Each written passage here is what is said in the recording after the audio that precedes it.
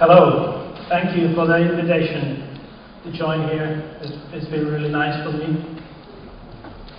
I'm going to talk about archery in Finland, a little bit about the history and this present moment.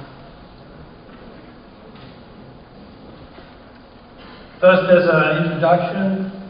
Here I'm still quite young in the archery sense, but I'm learning. Since we're in Korea, one thing that might be interesting, earlier I practiced Taekwondo. I have a first coup belt in Taekwondo. So here you can see some findings from Finland related to archery. Just after the Ice Age, we have first flint knappings found, arrow tips, and then later era Iron Age arrow tips. But there are no bow fragments from this longer same time as, for example, the flint knappings. We are in a bit of a dark in Finland when it comes to Finnish archery, and we don't have a military history with bow. The bow was used as a hunting weapon, and to this day we have a lot of hunters in Finland who hunt with bow. It's a speciality when it comes to archery. In Sweden, bow hunting is not allowed. Also, I think Norway is the same, but in Finland it is. Here's one of the Iron Age bows that was also found in Siberia, all of the northern regions. We have a Finnish researcher who made a book about the bow. That's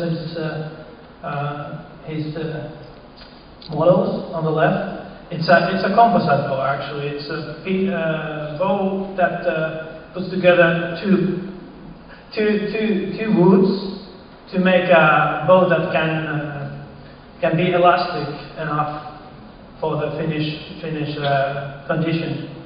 And there's actually a picture of me with the bow that I made a free replica of this bow.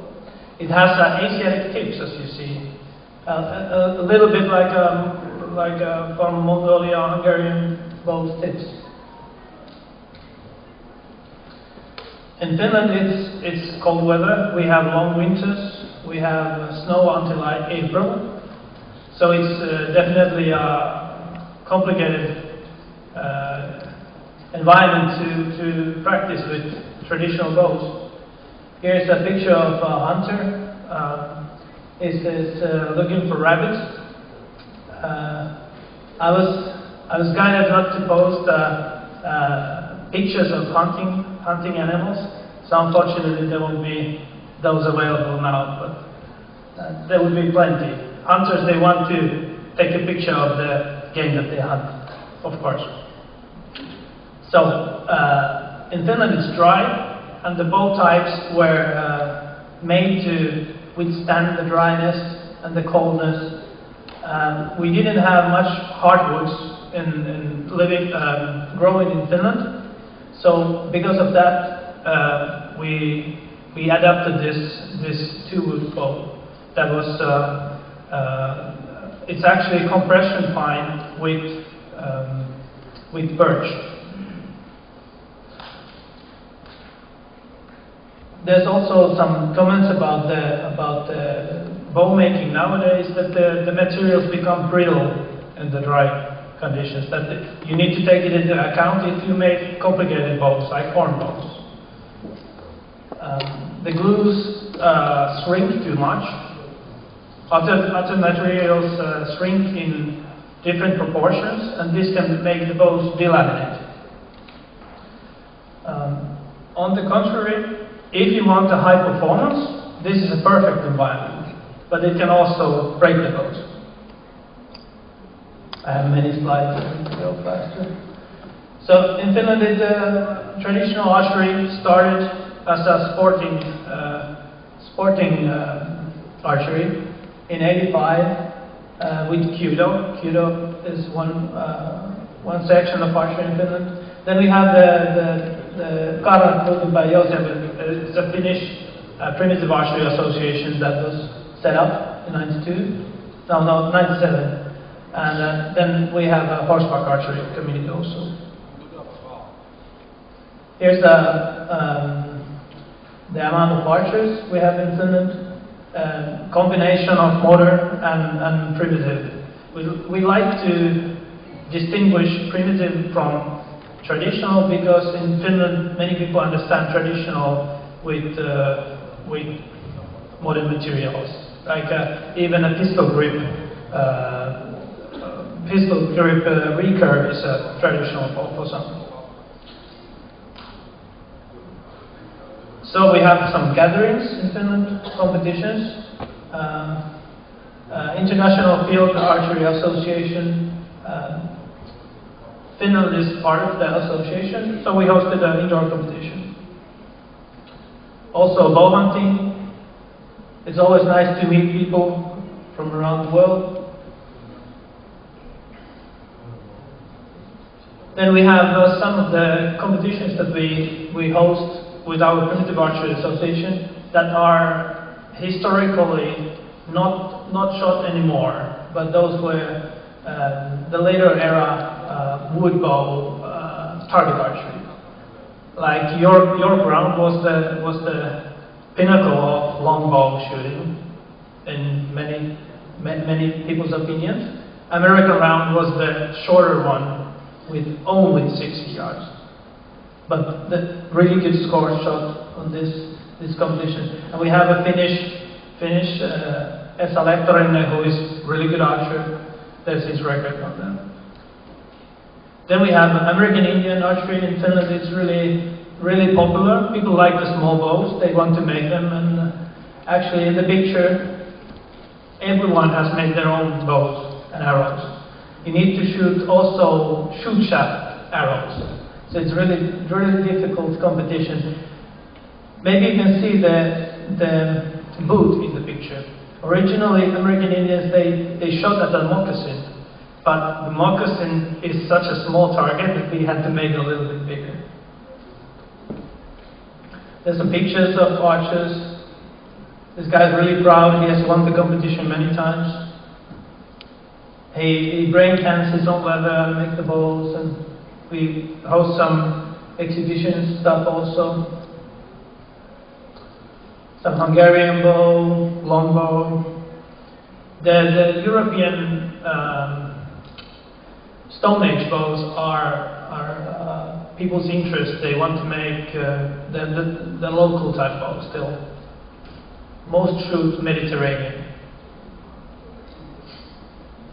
So we have also some Finnish people who compete outside Finland, who might be some of you might know this person. Esa is a 6-time world champion. He's been everywhere. Still some records on his name. Then Jarkko Lehtinen is one of the longbow class champion. And Anna Minkkinen is a horseback archer.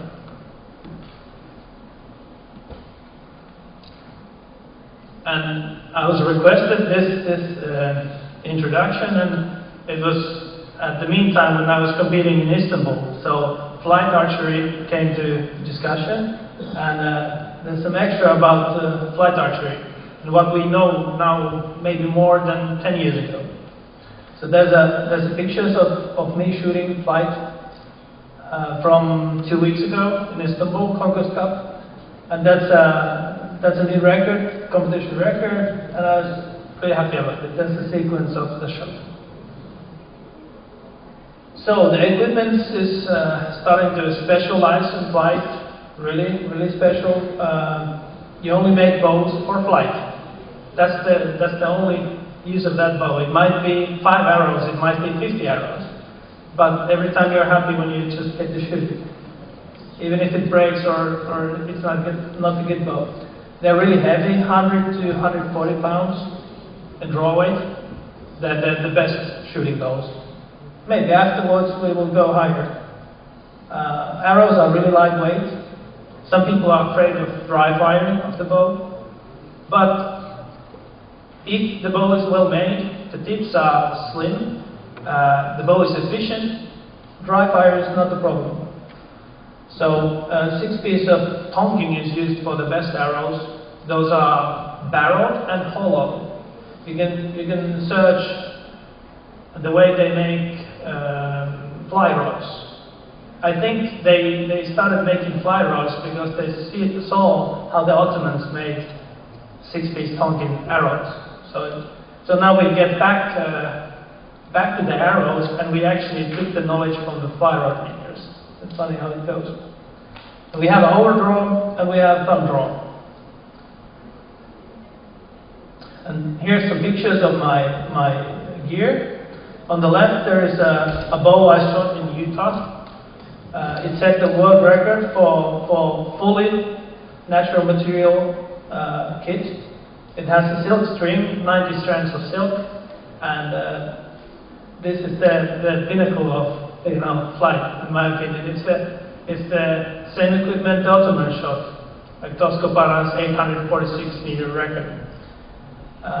There's an old zipper on the corner. There's a thumb ring that I used, and some bows. You need a lot of bows, you need a lot of arrows.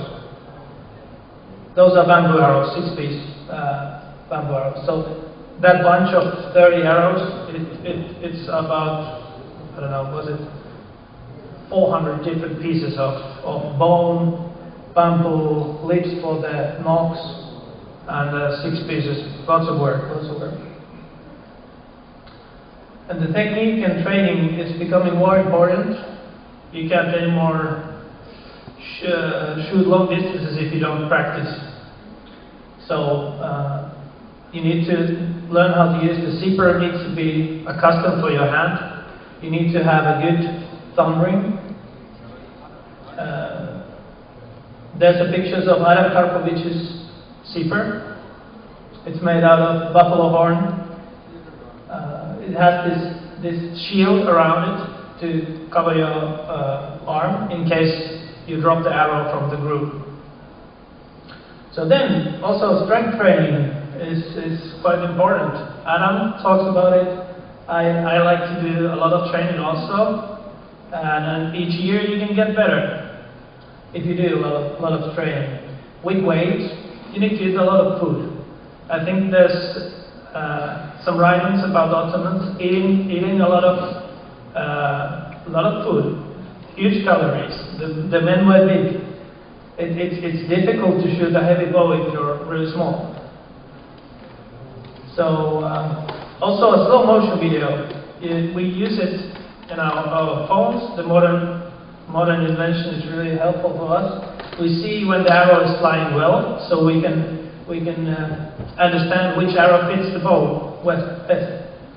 For target use, you might see if the arrow jitters on the way, but on flight shooting, the arrows are leaving 350 feet per second, 400 feet per second. You can't see those arrows. So practice and competition experience is also really important. Unfortunately, it's hard to find a space for flight shooting. It takes, you would need really long field for that. There's a sequence of arrow being shot out of the 131 bow. It's a bit difficult to see here, but you see when it leaves the string, it starts to wiggle quite heavily. This would look maybe too much for target archery, but on the flight we are really on the limits of the arrow withstanding the shot.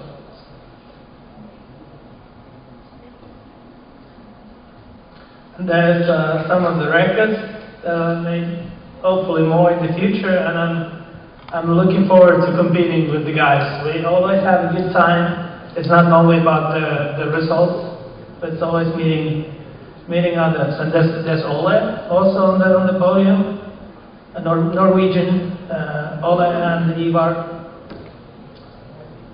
hopefully we'll reach at least some of the Ottomans' best records in the history someday. Yeah. That's from Utah, the Bonneville Assault Flats, where we shot last September. No, that's it.